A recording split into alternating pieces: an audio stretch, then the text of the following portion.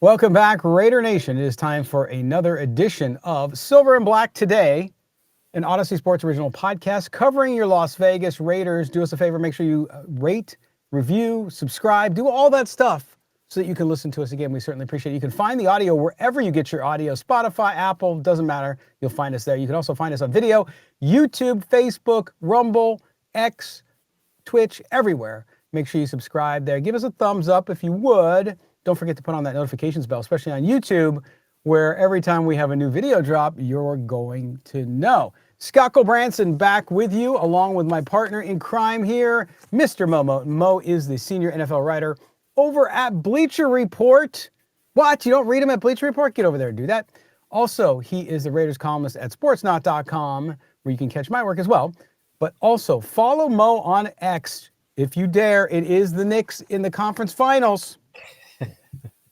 So be careful, but you can follow him at Moe Moton, Moemoton. I am at LV Gully, and the show is SNB. Today, Mo, we won't talk about the Knicks and what happened at the end of game one. Instead, we're going to get into Raiders football to begin, and of course, OTAs. And OTAs, I know it's exciting for fans on one side of it because it means they're actually on the football field. They're not really doing much. Not a lot of stuff's going to come out of this, except some key, I think, points here. And of course, on the first day of yesterday, on the first day of OTAs, we heard some things come out. Number one was Ashton Jeanty. Now, I get to do this is the last time, I promise, the last time I'll do it. I might do it during the season when things go crazy, but the last time I told you so. Ashton Jeanty's lighting the world on fire. And not because he's playing well, because they're just in OTAs. But Ashton Jeanty, his personality, how magnetic it is, and if you would have watched him during last college football season, you would have known this. But nonetheless, his personality is quickly winning people over.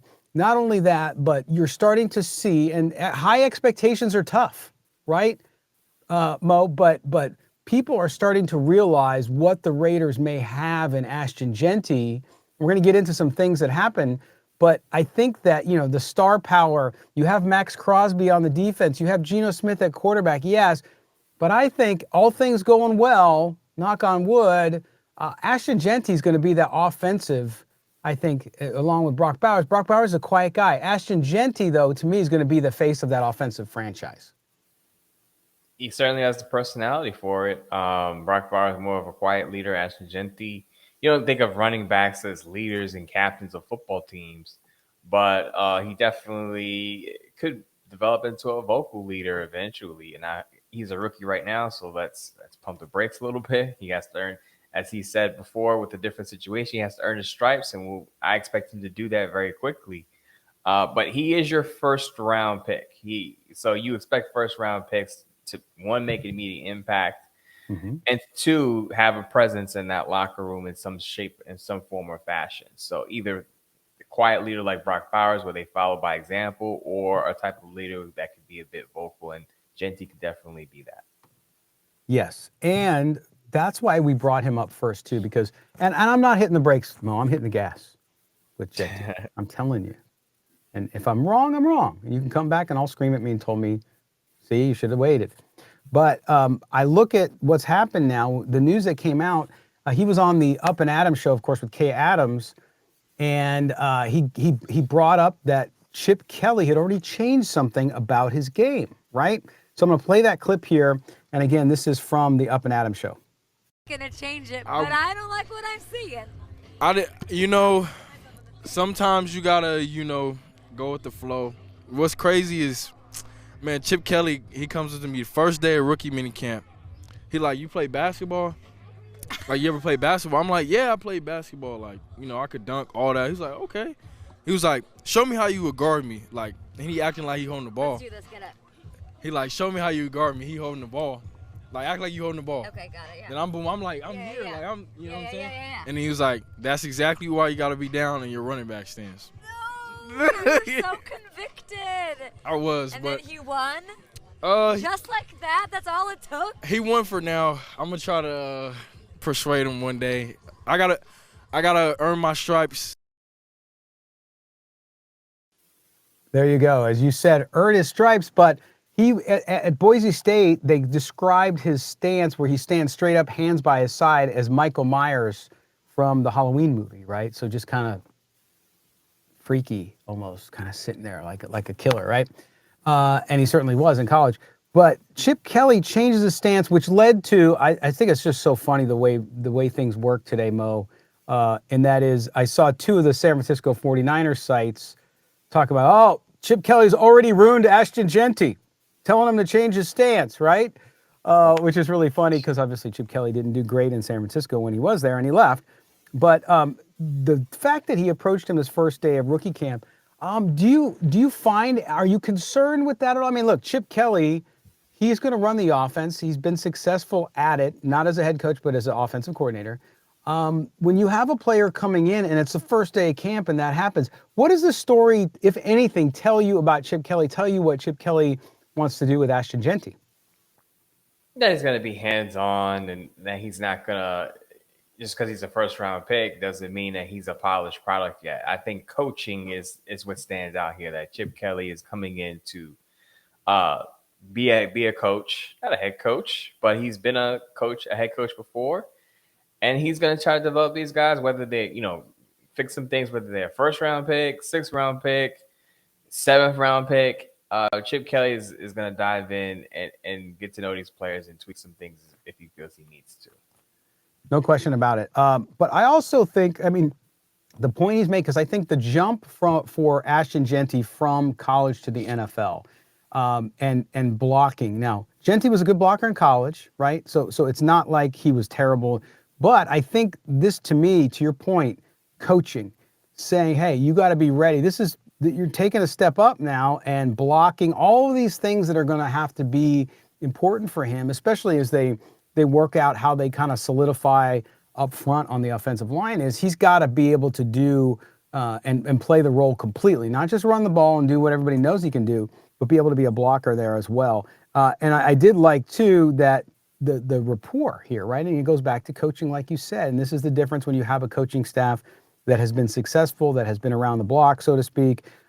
It's something that allows you to have a sense of gravitas and I think instant respect from guys that sometimes other coaches don't get. I think the difference between last year's staff, who had experienced guys on it too, and this year's staff is a world of difference. And this is just a little story to show you that.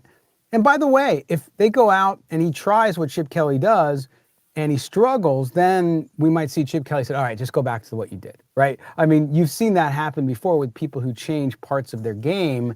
But I think that overall, you like the fact that Ashton Jeanty tells the story, talks about it, is okay with it. He's skeptical, right? Because you've been doing things a certain way and it's worked. But that also shows me that the player has a level of maturity to say, okay, all right, this is a good coach. I need to listen to him and be respectful and see how it works out. I think some first round picks come into the league thinking they have it all figured out. I can compare it. It's not going to allow you to some life situations where you have young kids, right, Scott? So sometimes they think they know it all at some point, and they don't need your guidance. I don't need your guidance. I got it all figured out. I got it. So I think it's fair to compare that to an NFL rookie, especially a first round pick, and say, like, I've been doing things a certain way and it got me here to be a first round pick. Why do I need to change it? And the fact that he's willing to be flexible with it shows that he's willing to be coached. Yeah, absolutely. One quick other Ashton Jeanty story. I don't know if everybody saw this, but he did get number 2. Of course, Daniel Carlson, all-pro kicker, had number 2 in his time at the Raiders. So there had to be a transaction. We see this in modern sports a lot. Guys come onto a team, get traded, drafted, whatever, and then somebody already has been assigned the number.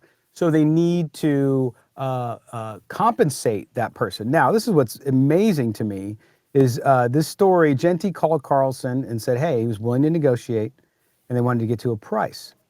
And it turns out that on the same show, on the Up and Adams show, Jeanty said that he basically paid what it would cost to, quote, buy a nice Mercedes GLE. Now, if you look up the price of a Mercedes GLE, as I've done, that's between $60,000 and $100,000. Okay, so there's a wide range depending on how many bells and whistles you get on it. But of course, Jeanty just signed his rookie deal, $35.9 million, including $23 million signing bonus.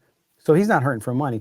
But apparently, if that's true, and if we have the estimation in there, because both sides have not shared a specific dollar figure, then guess what? It would be from the research that we've done. And I'm having our folks at Odyssey double check for me, but that it's the highest bounty ever paid for a number by a rookie coming into the league in NFL history. So Ashton Jeanty really wanted number 2, and it turns out he was born on December 2nd, and he's had that number. He had it all at Boise State. He had it in high school and all this kind of stuff. So, see, that's what happens when you get $23 million check. When you sit down and sign your name, you can spend $100,000 on a number.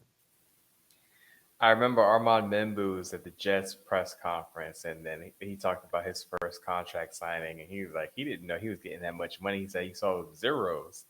So I guess Ashton Jeanty sold zeros and thought, well, I can pay off Daniel Carlson for my number with this check, this first check I got.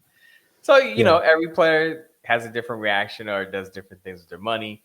I'm sure it's going to go to a good cause, going to Daniel Carlson, whatever he wants to do with it. Yes.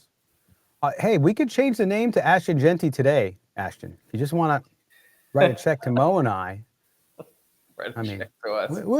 We'll take it. You don't even have to buy us the equivalent of a Mercedes. You could just, anyway, come on once a week, whatever. But anyway, getting into other news, and this is the other big news to me so far out of training camp, and that is the health of Christian Wilkins. Now, going back, remember there was a report before the draft from Tony Pauline from Sportskeeda, who said that there was concern with Christian Wilkins, that there was issues with the healing, there was issues with the injury.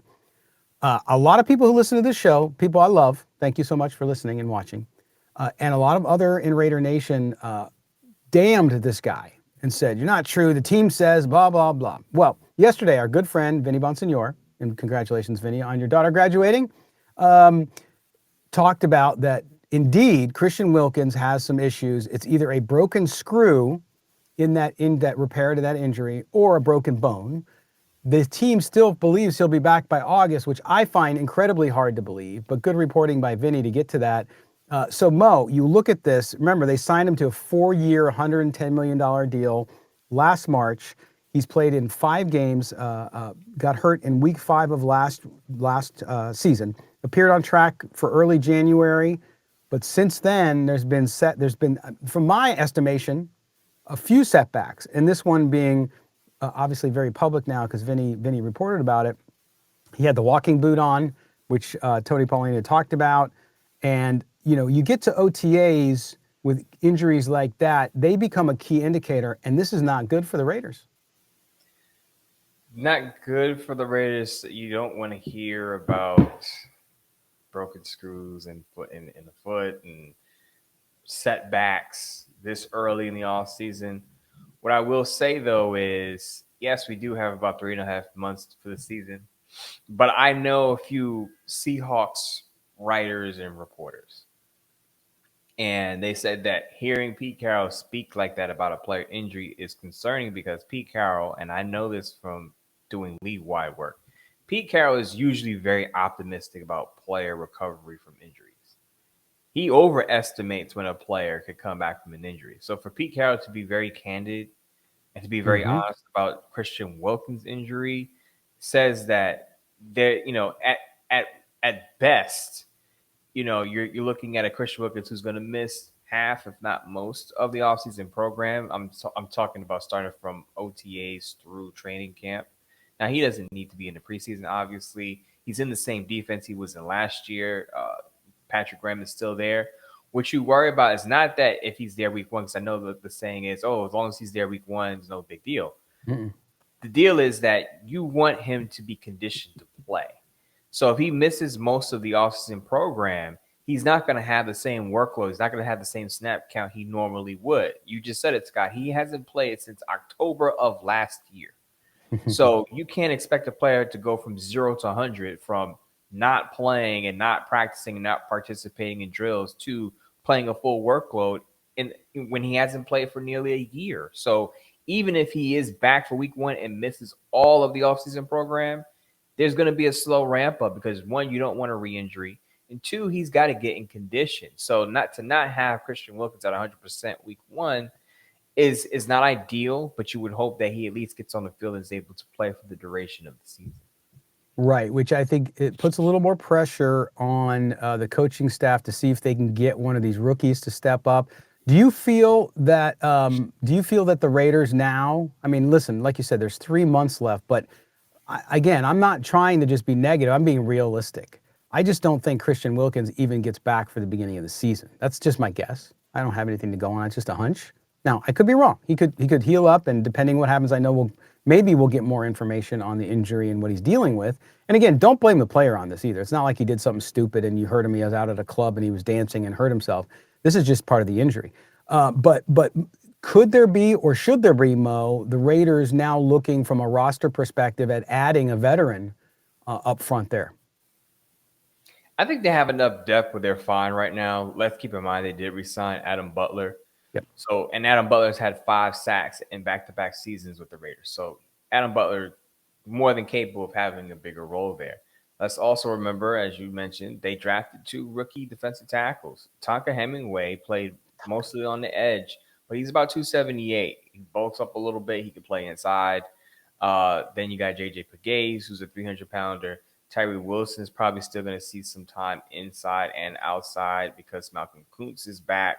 Jonah Lalau is still there.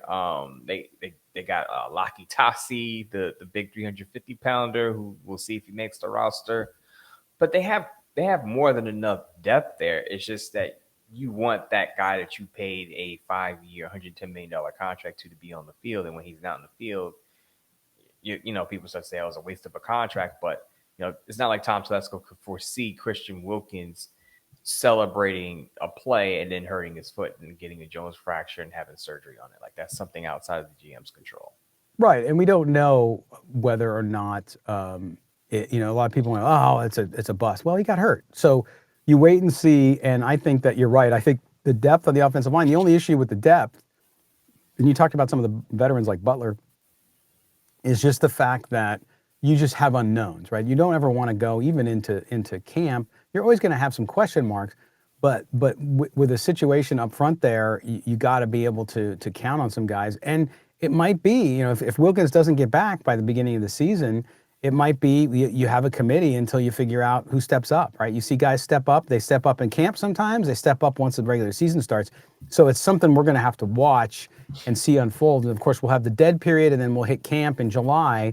And I think that's when we'll have a better sense for, okay, do they come back into camp and say, well, he's a few weeks away, or do they say, yeah, he's not going to be ready for a while? I think then you start to have these conversations. But certainly that's the other big piece of news coming out of OTAs. Anything else strike you coming out of these workouts so far, Mo?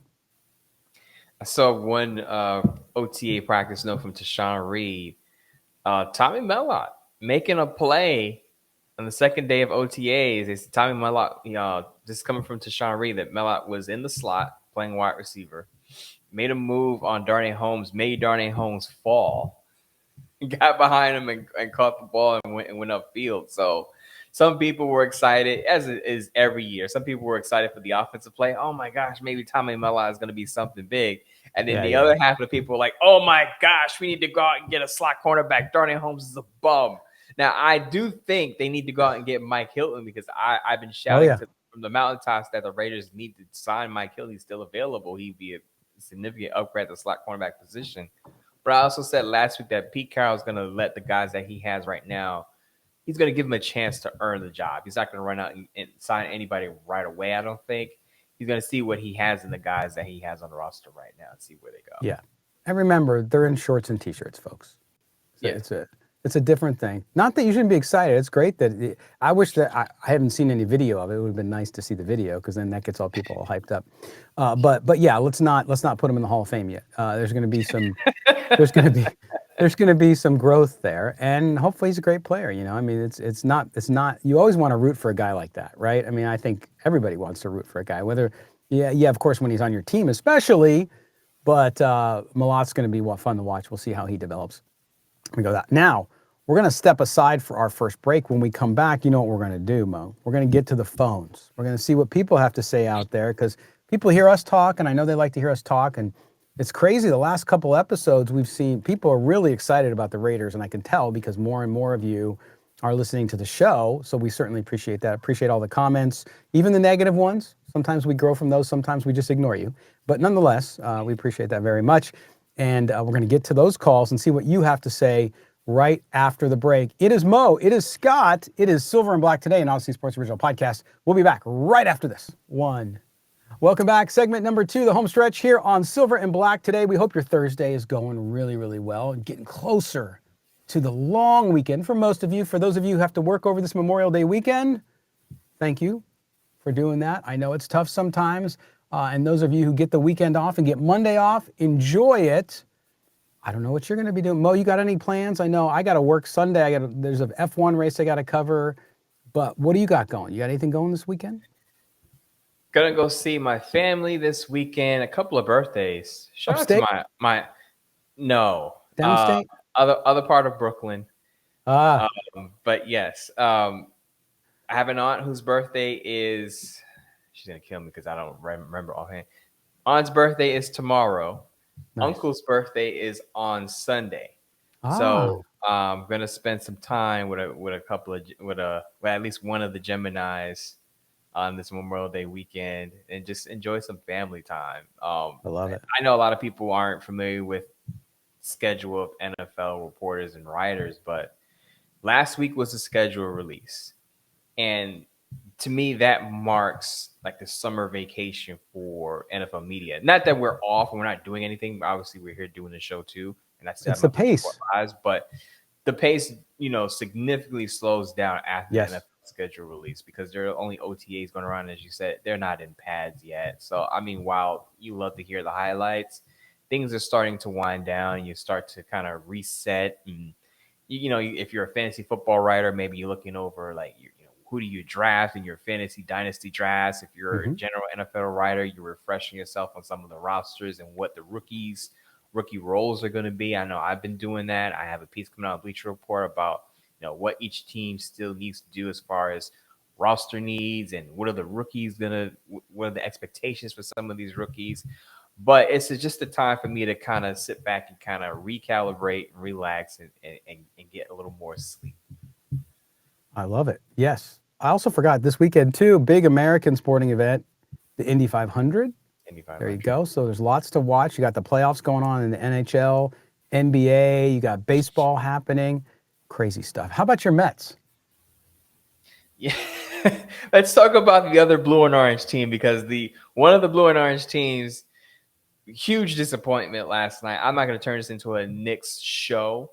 No. But a lot of people know that I'm, born into a Knicks family. Like my family's a Knicks family. And I'm actually that's one of the things I'm going to do when I go see my family is watch them. Watch the Knicks. Family. Yes.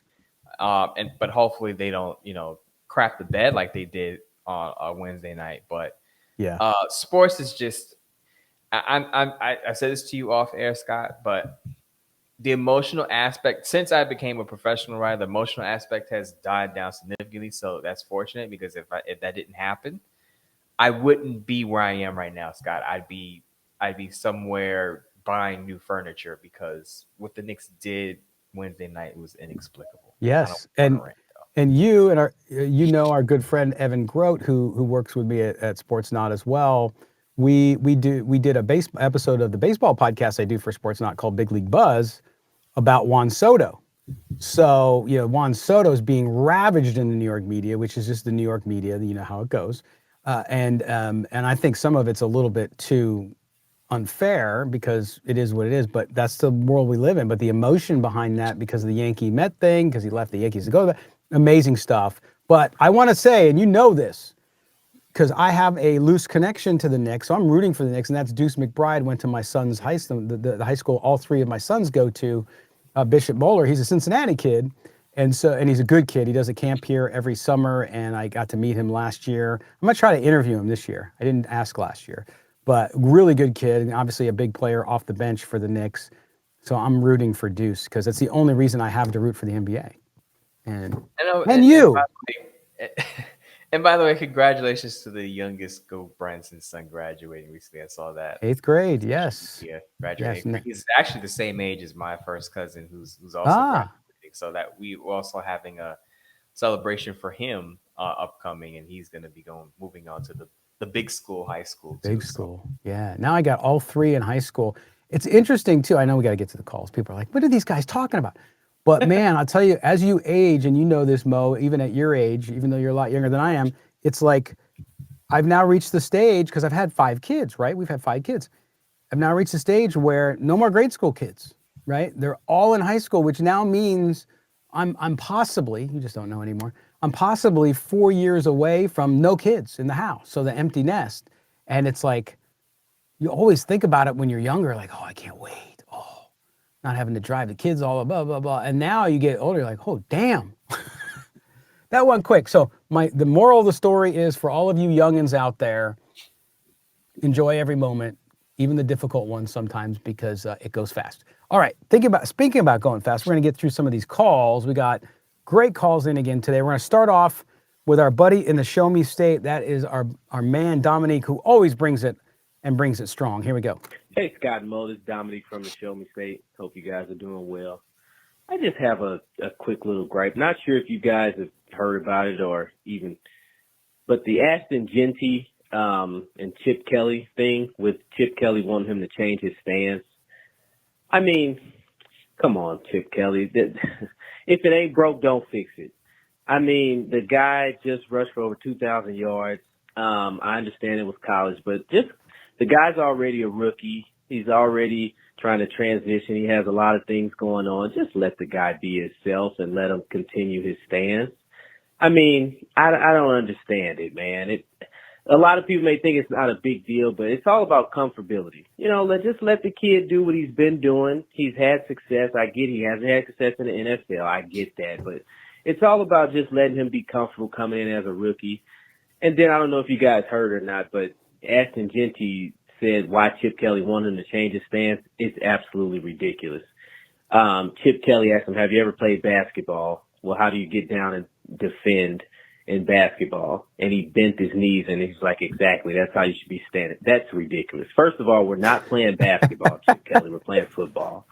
Second of all, Ashton Jeanty's not a defender. He's not a linebacker. He's not a corner. He doesn't need to bend his knees and be down in a typical running back stance. I just, you know, I see why now a lot of people are kind of ticked off and rubbed the wrong way when it comes to Chip Kelly. But I hope Pete Carroll or someone overrules him and just let the kid be the kid. Just let him do what he does, man, with the stance he's already been doing.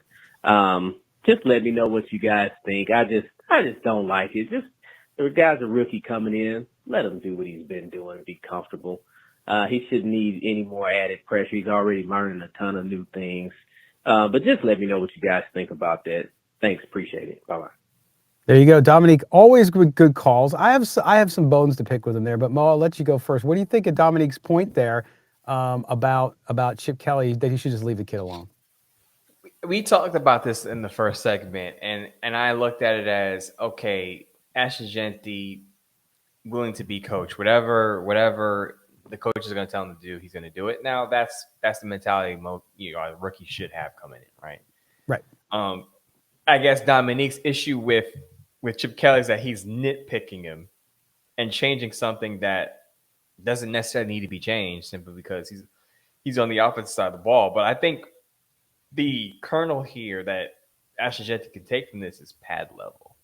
Now I know it's a pre-snap stance, but in NFL, especially with Ashton Jeanty's stature being about 5'8", 215, I think he's trying to prepare him to say, like, you know, you want to get low with a lot of these guys because you're going to have the advantage with leverage coming off the ball, coming out. Yeah, coming behind those big hosses on the offensive line, especially, right? Because we've seen it with the shorter profile running backs. They can almost hide.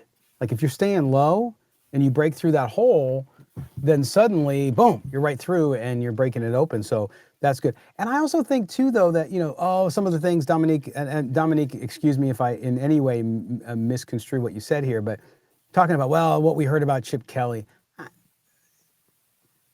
what you hear about Chip Kelly that's negative are from teams or situations where it didn't go well. So of course they're going to be negative. I mean, are you going to hear positive things from Raiders fans about Josh McDaniels? No. Is there positive things? I'd find it hard to believe, but nonetheless, it's hard. So I think, look, Chip Kelly's come off and had great success. Is he perfect? No. The other thing here too, Mo, and from a leadership standpoint, and this is, we don't know things about Ashton Jeanty. We don't know what his challenges are. The Raiders went through the process of interviewing him, all that stuff.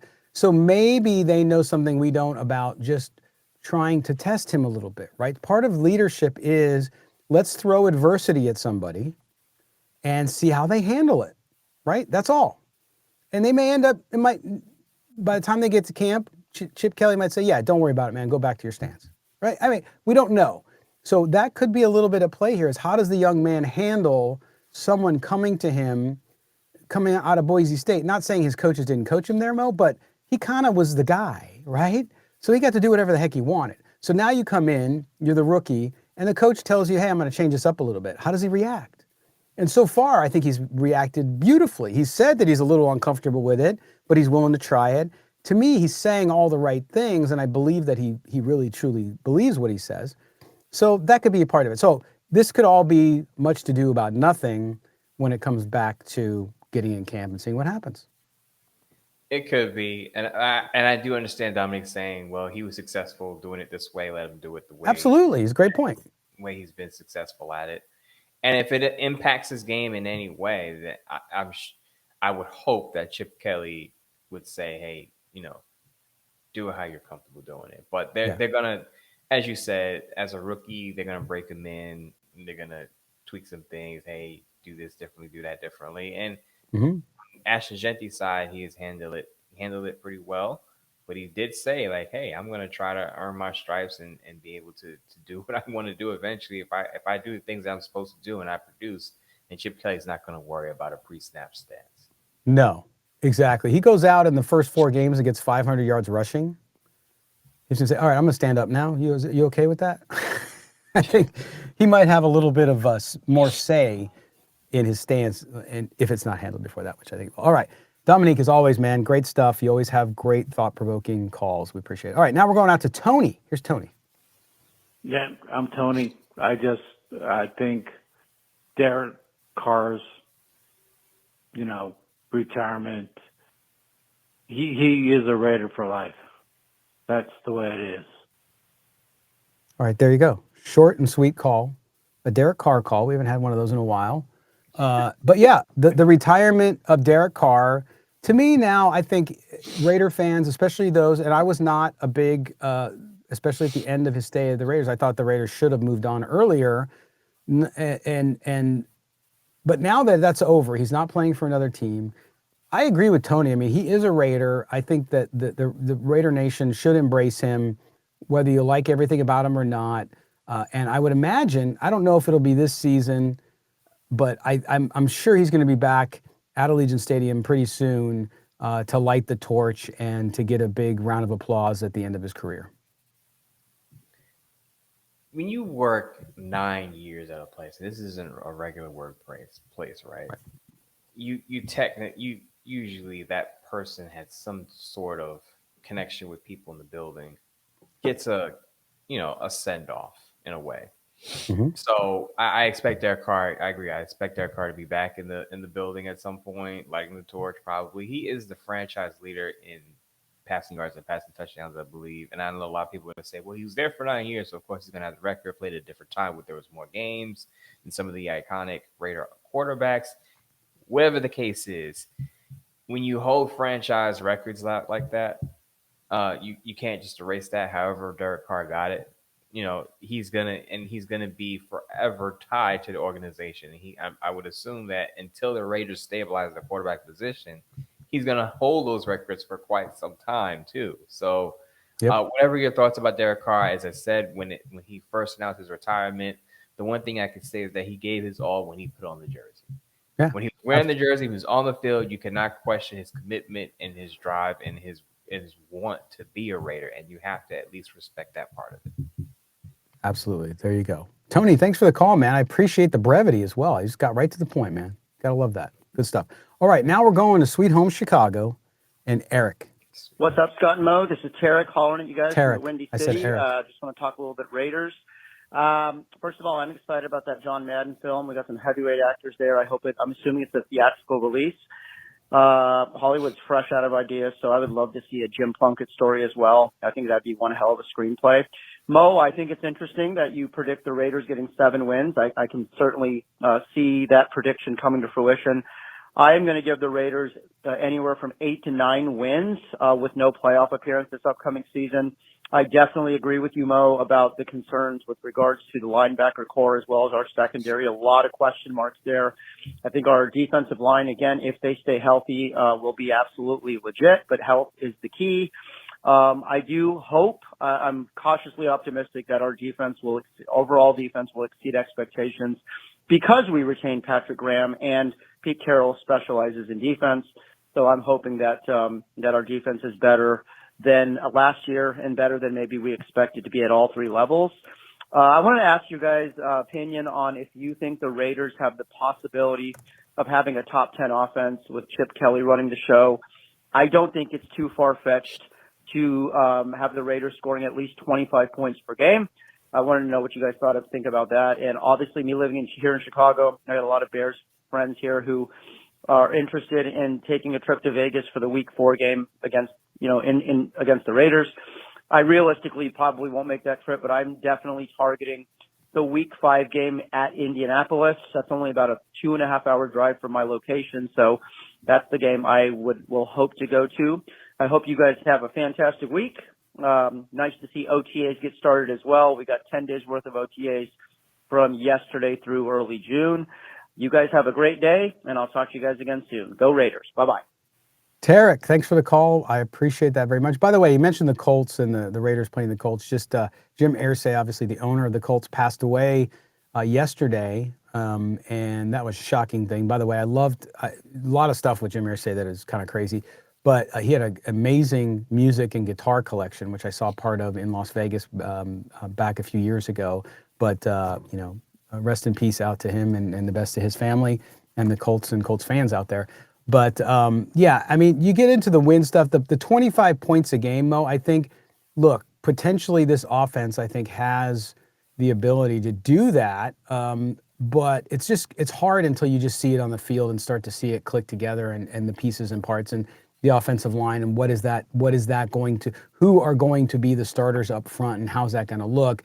But certainly with Bowers, with Jeanty, if everything goes according to plan, we could see that. We could see the Raiders suddenly be a team that puts up points where they struggled to do that over the last several years. I could see this from 2 angles. I could see this from wet blanket Mo. The offense is still relatively young outside of Geno Smith. Your wide receiver 2 could be Jack Best, who's a rookie. Dante Thornton could be sprinkled in. He's a rookie. Trey Tucker, I'm hoping he takes a 3rd-year leap. Your offensive line, you're still looking for your left guard. Tashawn Reed said the Raiders rotated the left guard position between Jordan Meredith and Dylan Parham. That Alex Kapp was going to be your right guard, at least for now. Ashton Jeanty, while I think Ashton Jeanty's going to have over 1,200 yards. Still rookie, he's going to have some learning experiences as well. The offense is young. I wouldn't go top 10 yet. Maybe top 13. I could see it being in there, top 13, 14. I go there first, simply again a lot of new. But I will say to Tarek, the 8-9 wins, we're about in the same neighborhood. I think that's a fine. I mean, like I said last week, you could talk me into 8 wins because some of these games, there's at least 2 games on every schedule that can go either way, right? Right. But right. I think we're both in the same boat where we think the Raiders are going to improve, but probably fall short of the playoffs. Talking directly to Tarek, but the defense is just. I can look at it from the other end and say that if the defense has some issues with coverage and the Raiders have to play catch up a lot, they can score 25 points out of necessity because they have to. The thing is, I don't want the Raiders offense to have to score 25 points. It'll be great. Don't get me wrong. I want to see them score as many points as possible. But if their defense can win football games, it would help them. It would help them in a long way to exceed expectations. But if they're playing catch up and the defense can't get off the field and the offense has to go up and down the field to keep pace and go drive for drive with the opponent, then that's where I could see them getting 25 points a game and being a top 10 scoring offense. Absolutely. All right, we're going back to Cali. Our man John in Oroville. Here we go. Hey, Scott, Mo, how you fellas doing today? It's John from sunny Oroville, California, calling about our Raiders in the upcoming 2025 season, and I'm super excited about the team, the draft picks, the undrafted free agents like Mello Dotson, the kid out of Kansas, set a school record for pick sixes. This kid should have been drafted in the 4th, 5th round, possibly.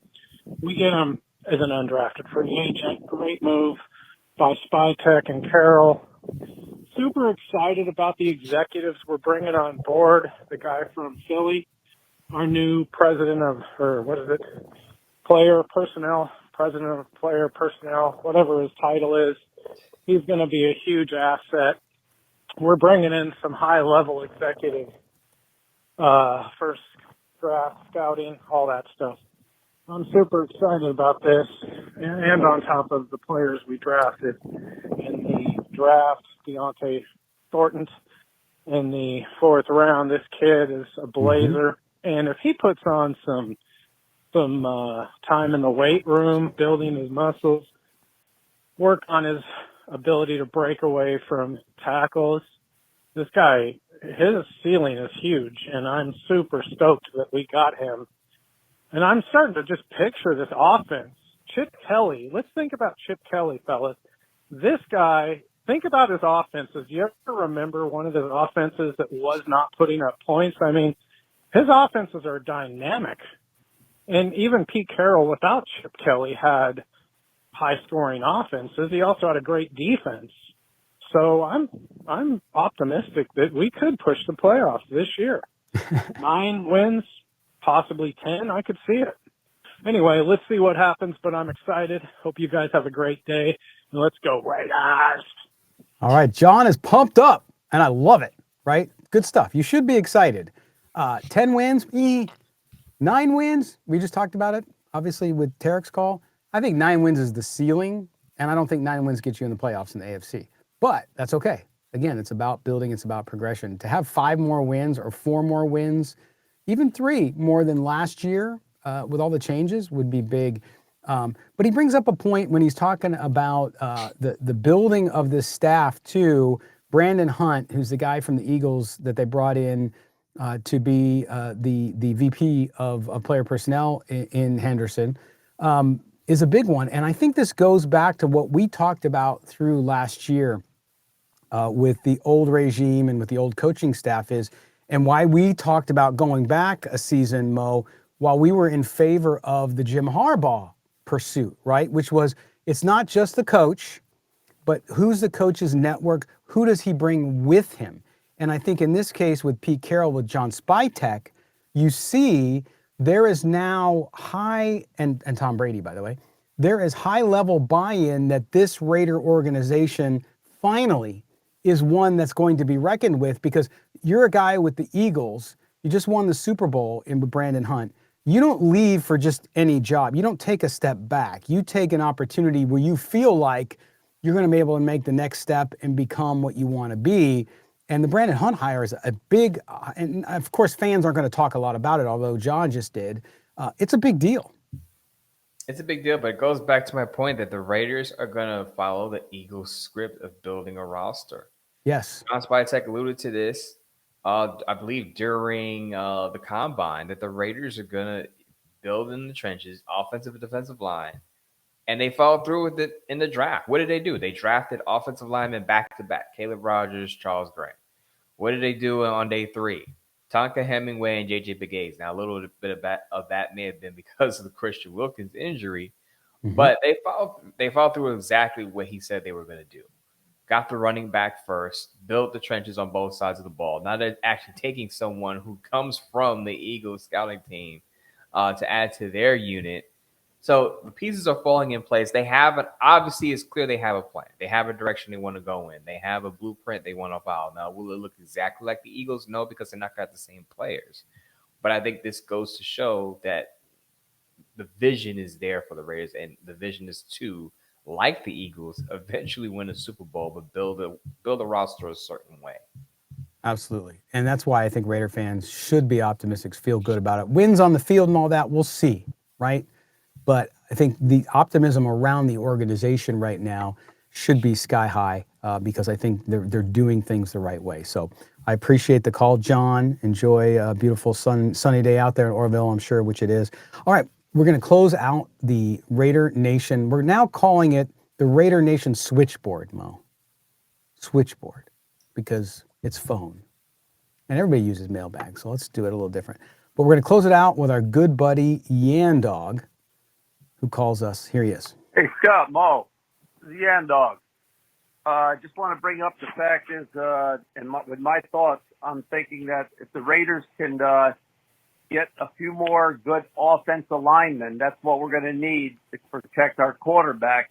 And also, we're going to need a couple good linebackers since we lost Spillane and the other gentleman there. I forget who it was, but we need the linebackers and we need some offensive line that block for Geno. And I was just questioning you guys, who do you think is going to be the backup behind Geno? Would it be O'Connell be back to back Geno up, or could it be somebody else?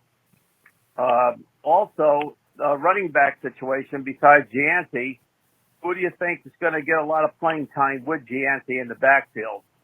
I'm questionable about that too. If you guys could tell me who you think to be back there with Jeanty and who, what your thoughts are on the offensive line and the linebackers.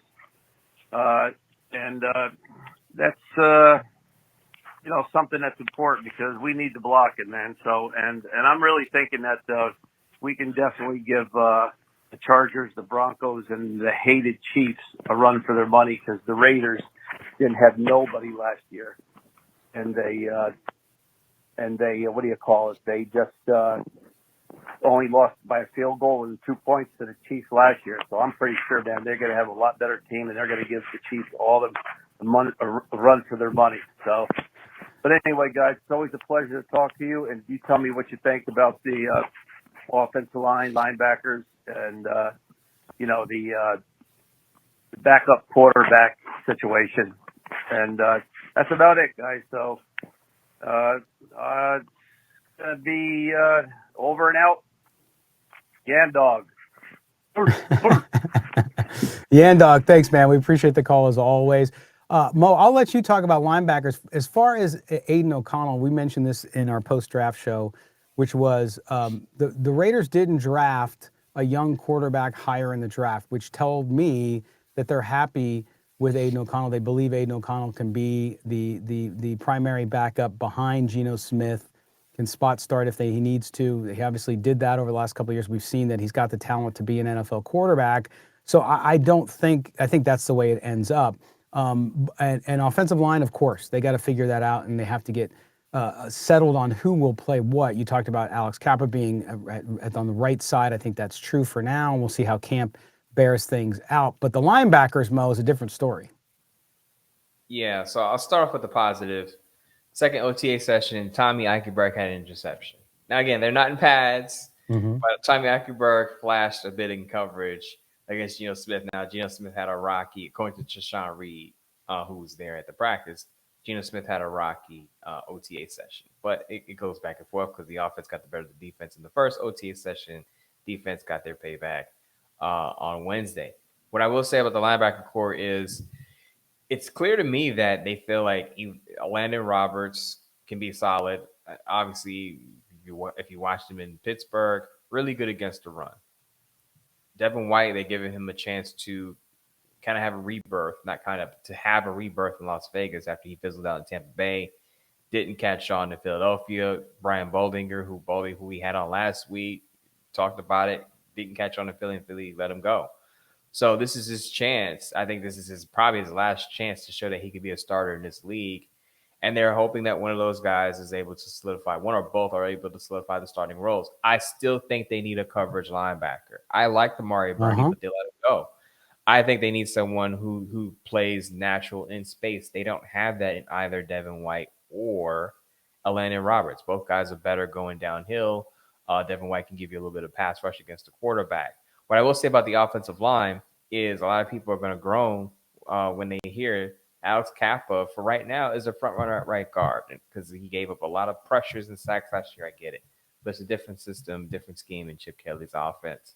I'm willing to give him a second chance because a lot of people weren't high on that signing when he was let go by the Cincinnati Bengals. The one spot to look at in the offensive line is the left guard spot. Who is going to get that starting role? Is it going to be Dylan Parham, who's going into a contract year and probably wants to play his best before he hits free agency in 2026? Or is it going to be Jordan Meredith, who's played well in spots? And that's going to be the battle to watch. Assuming that Alex Kappa is the right guard, Raiders' offensive line could be decent. Colton Miller, left tackle.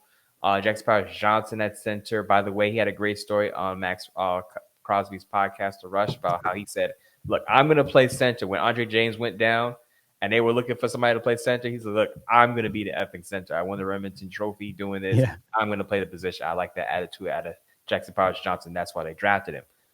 I still have concerns about DJ Glaze. DJ, in my opinion, Pete Carroll's been preaching about competition and competing. DJ Glaze, not that I don't think he could be a starter, but he doesn't have strong competition right now. Deshaun Reed said that Dale Mumford Jr. wasn't participating in drills on Wednesday. So what is the status of Dale Mumford Jr.? What is his injury? And if you've been paying attention, Dale Mumford Jr. has been banged up past couple of off seasons. Before you just hand DJ Glaze the starting right tackle job, I want him to earn it, being a second-year player, giving up 51 pressures last year. I want to see more competition at the right tackle spot. I do think Aiden O'Connell is going to be the backup.